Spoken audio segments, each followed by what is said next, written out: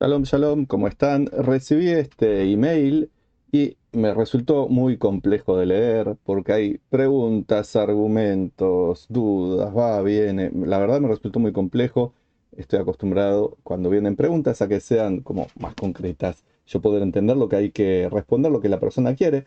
Entonces hice el trabajo de descubrir qué era lo que la persona estaba o argumentando o preguntando o queriendo conocer. Lo digo con todo respeto y cariño, pero la verdad que me costó como por lo menos una hora estar analizando cuáles serían los 5, 6, 7 temas que se puede tratar de esta carta, que podría haberle dicho, bueno, es muy complicado, no voy a dedicarme a esto, pero veía que había cosas que podrían ser útiles para aprender de la allá, del pueblo judío, de la relación con otras naciones. Así que les dejo esto acá, si ustedes quieren, pausan el video, se lo quedan leyendo, cuál es la carta precisamente, y luego podemos seguir con lo que viene, que es el resumen que yo hice de lo que me parece que son las preguntas que hay en esta carta. Y voy a ir respondiendo, comentando esas preguntas que yo hice a partir de la carta. Si ustedes descubren, si les interesa hacer este trabajo, de que me equivoqué en una pregunta, me falta alguna, no entendí lo que quiso decir el autor, que firma como saludos de un Benoit Gentil, eh, ustedes me ayudan. Y las preguntas que encontré son 2, 4, 6. El concepto de pueblo elegido y su propósito en relación con las mitzvot y la difusión de la Torah a las naciones. La influencia positiva de las personas de otras naciones en el pueblo de Israel. La primera mitzvah o precepto de la historia según la Parashá Bo, relacionado con el establecimiento de un calendario lunar. La pregunta sobre cuál fue la primera mitzvah en la historia del pueblo de Israel, el reconocimiento de un único Dios o la salida de Egipto. La existencia de Egiptos personales en la vida actual y su relación con la experiencia del pueblo judío en el exilio. La aplicación alegórica de los desafíos personales y sociales a la experiencia del exilio y el desierto. Como ven, temas que pueden ser muy interesantes, pero también de mucha confusión. Acá, de hecho, hay bastantes confusiones. Mismo ya en el resumen que hice, vamos a empezar diciendo que hace poquito hice un video acerca del pueblo elegido. Por lo tanto, no creo tener necesidad de volver a hablar acerca de ello. Ya lo hice el video. Si me acuerdo y si puedo, voy a poner el link al video. Si no, búsquenlo ustedes. Pueblo elegido para qué o algo así se llama. Y lo que les puedo decir, bien sencillo, que el concepto de pueblo elegido no es supremacía sobre los demás, beneficios sobre los demás, maltratar a los otros, creerse mejor que los demás, sino que implica una responsabilidad especial para cumplir las mitzvot, los mandamientos. Los judíos tenemos 613 mandamientos, las personas del resto de las naciones solo 7. Así que imagínense que hay 606 obligaciones más para los habitantes del pueblo judío. ¿Eso qué significa? Que ser el pueblo elegido no es tener más beneficios, por el contrario, es tener más trabajo. Es como si uno dijera, cuando se elige a alguien para los Juegos Olímpicos, ¿es un beneficio o es un sacrificio? Y realmente es un sacrificio. Finalmente puede haber algún beneficio para alguno porque es campeón olímpico, si llega o no, pero implica un montón de horas dedicadas al estudio de su deporte, desarrollarlo, entrenarse, dejar de hacer cosas en la vida para poder estar dedicado a full el tiempo que tiene para hacer eso. Por lo tanto, más que verlo como algo, wow, qué impresionante ser el pueblo elegido, es, wow, cuánto trabajo ser el pueblo elegido. Y todavía hay gente que usa ese concepto para discriminar a los judíos o para mofarse de los judíos, para excluir a los judíos del resto de la humanidad.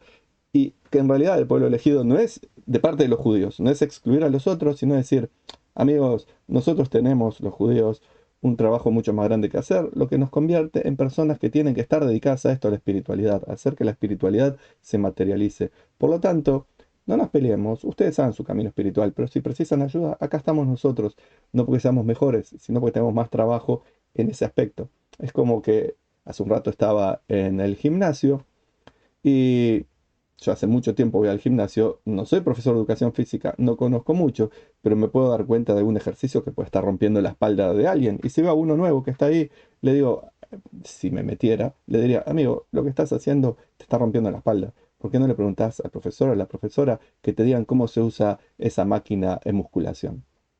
Ahí sería un entrometido, es verdad. Pero me pasó hace un tiempo atrás que alguien me dijo, me vio que tenía pinta de hacer hace tiempo la musculación, los aparatos, y me dijo, oiga, señor, ¿me puede decir si esto lo uso así? Ahí, sin ser entrometido, le dije, ¿eso me hace mejor a la persona? No. me hace gastar más tiempo dedicado a ello.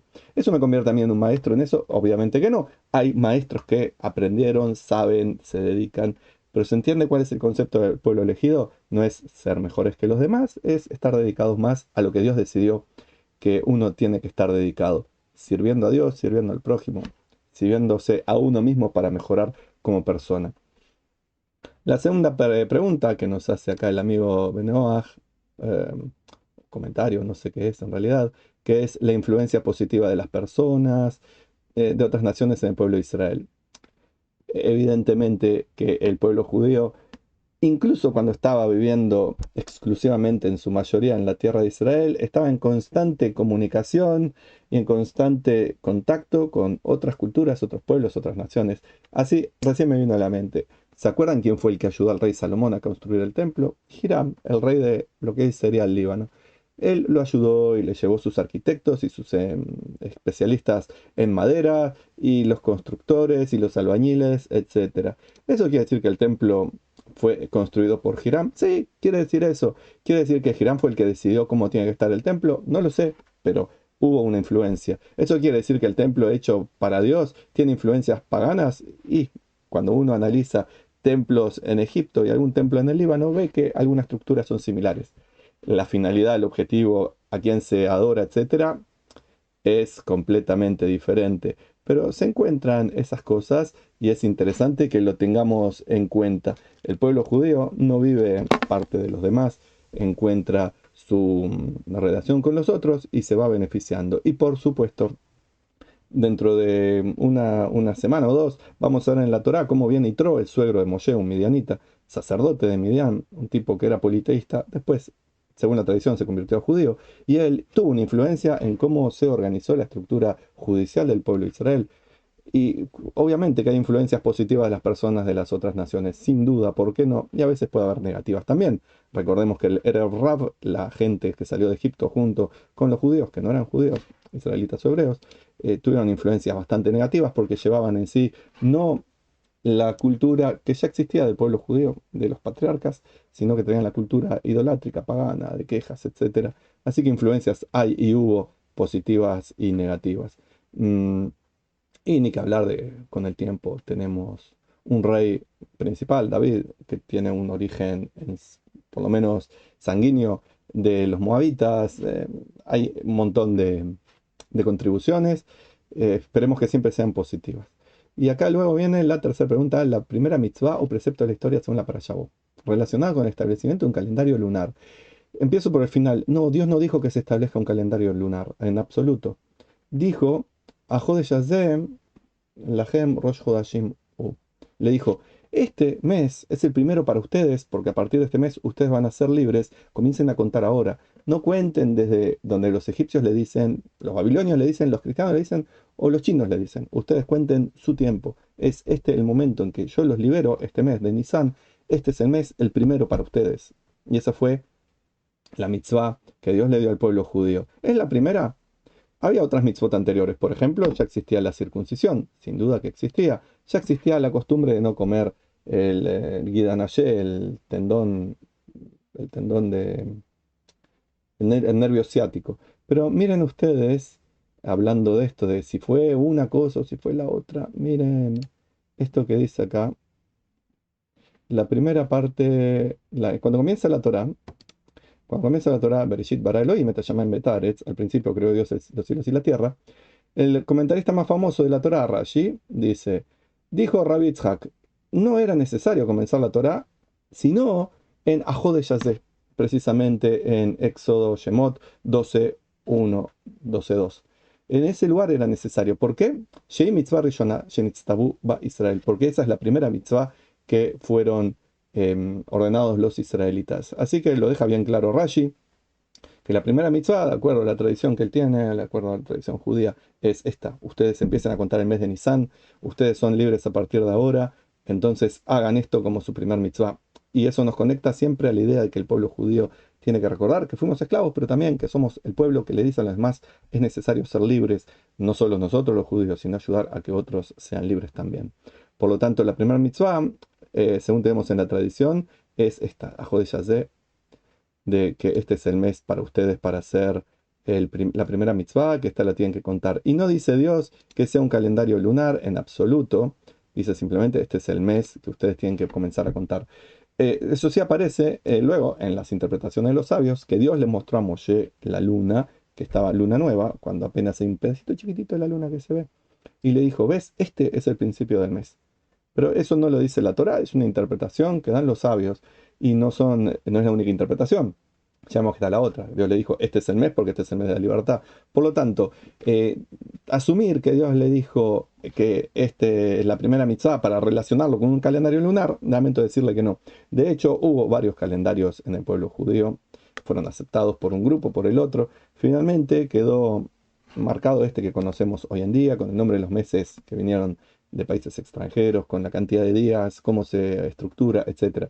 Pero hubo otros calendarios en el pueblo judío, otros momentos donde se empezaba el día, otros momentos, etcétera. Hubo varias cosas, así que no Dios dijo, de acuerdo a lo que se puede ver en general, no dijo, este es el establecimiento del calendario lunar. En todo caso, le hubiera dicho, este es el establecimiento del primer mes de un calendario que no tiene por qué ser lunar, porque de hecho el calendario judío actual, de hace 2000 años aprox, es un calendario lunisolar, no es solamente lunar, esos serían los musulmanes, no es solamente solar, ese serían los cristianos, es un lunisolar. Em, Me quedé pensando si los chinos no tienen también un calendario lunar, no me acuerdo, ni lo voy a buscar ahora. Vamos a la tercera, estamos en la tercera pregunta, creo haberla contestado, de cuál es la primera mitzvah y si hizo un calendario lunar o no. Así que vamos a la cuarta. La pregunta sobre cuál fue la primera mitzvah de la historia, bueno, ya lo dije. Si es el reconocimiento de un único Dios o la salida de Egipto. O sea, es Anojía, me lo queja, yo te dije, mi Badim, yo soy tu Dios que te sacó de Egipto de la tierra de la esclavitud, como comienzan los Aseret Taibot, los mal llamados 10 mandamientos, que son 14 en realidad esos mandamientos, o si es esto de la salida de Egipto y queda establecido, como vimos por Rashi, de que evidentemente la primera mitzvah es la de marcar este como el primero de los meses, que tampoco quiere decir el primero del año, es el primero de los meses, es una diferencia. Bueno, no voy a volver al tema del calendario, creo que ya hay algún video que hice del calendario.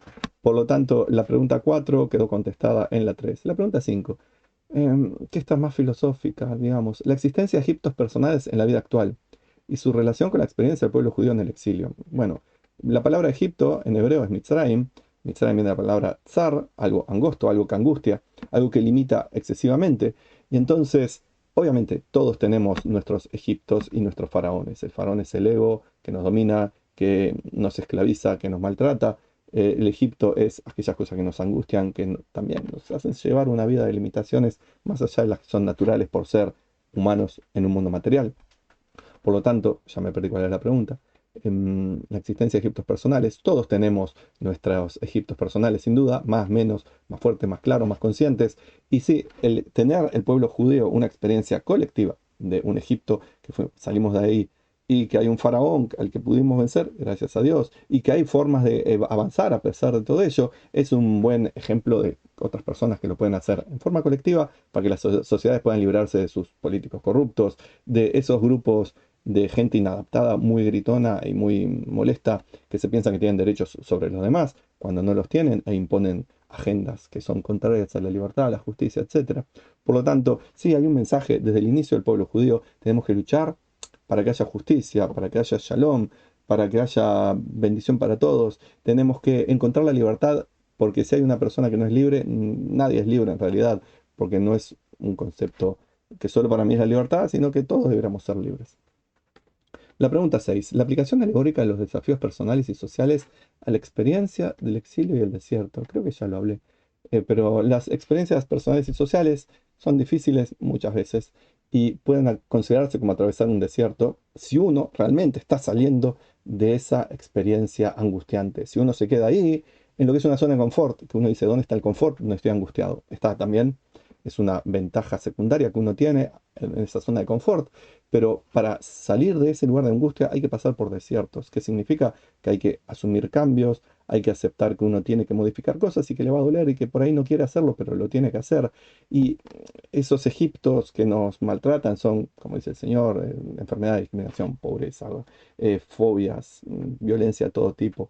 Entonces uno tiene que hacer lo posible para salir de esa esclavitud, dentro de lo que es justo y correcto, actuar con bondad, actuar construyendo shalom y luego aceptar que cuando uno toma decisiones hay consecuencias. Entonces, por ejemplo, uno puede pasar por el desierto y sufrir ahí las penurias que tiene el desierto, pero sabiendo que al final hay una tierra prometida. A veces no se llega. Mucha gente que salió de Egipto no llegó a la tierra prometida, quedó en el camino. Otra gente llegó a la tierra prometida y seguían afianzados a su Egipto interior.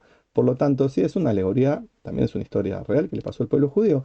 Lo que corresponde hacer a nosotros es tomar esto como la historia que es y también como un ejemplo de vida, saber que tenemos cosas para hacer, para avanzar y que hay un montón de cosas hoy en día que siguen pasando negativas, que sigue demostrando que no está bien las cosas, que tenemos que asumir cada uno de los mandamientos que tenemos para cumplir y avanzar por el camino espiritual, dejar de lado fanatismo, religiones, supersticiones, todo tipo de locuras políticas para poder avanzar realmente hacia una sociedad mejor, que es la idea de la era mesiánica. No es algo mágico, no es algo lleno de cosas religiosas, sino que es un mundo donde la gente pueda vivir en paz, donde haya prosperidad y donde no haya gente que corrompe esa prosperidad para quedarse con lo que no le corresponde. Así que mientras seguimos luchando en nuestros Egiptos, acá no es el país Egipto, sino que son nuestros Egiptos interiores, mientras seguimos avanzando aquellos que pueden por el desierto rumbo a la tierra prometida, y mientras los que ya están en un aspecto en la tierra prometida, tenemos que seguir colaborando para que haya paz y bendición para todos. Eso es lo que les deseo a ustedes ahora cuando me despido.